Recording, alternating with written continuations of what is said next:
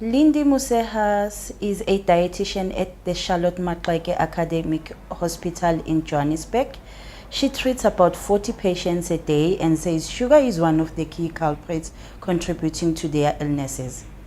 It's a vicious cycle from the sugar that they put into their mouth to the patient I'm seeing in front of me. Every single time I go back and do a diet history and see what their lifestyle is like, sugar sweetened beverages is a main part of their daily consumption.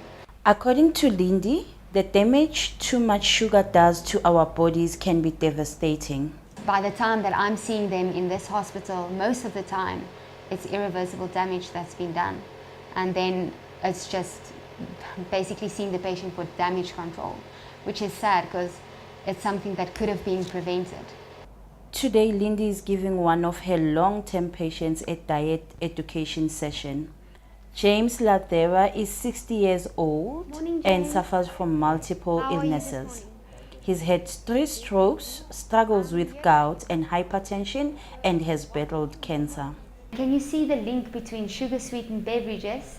Because it's fructose, it needs to be digested by the liver, and the liver makes the waste product called uric acid, which increases your risk for gout, which you already have. There's another, let's say, byproduct that forms, which is called very low density lipoproteins. Okay. That is the bad cholesterol, and also fat droplets. It makes the artery go stiff. Okay?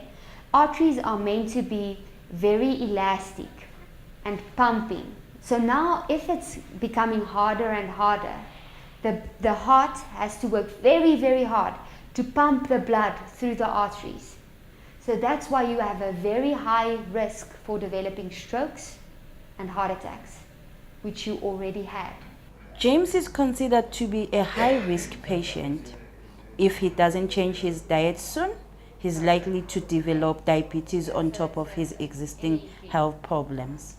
It's his death sentence, to be very honest. I mean, if you continue to eat like that, your blood pressure will continue to increase, your weight will continue to increase, your potassium, your sodium will continue to increase, your waist circumference will continue to increase.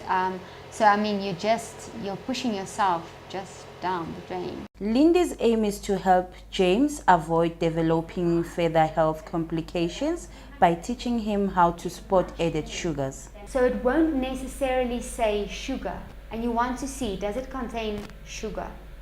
It's not necessarily going to say sugar. There might be a lot of different names for sugar in beverages.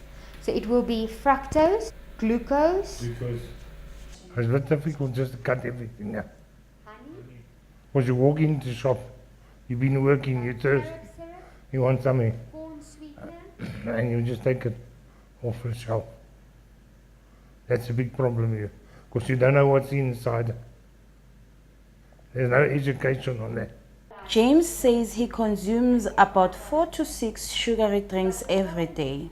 This adds up to way more than the recommended daily sugar allowance suggested by the World Health Organization, which is 9 teaspoons for men and 6 for women. 4, 5, 6.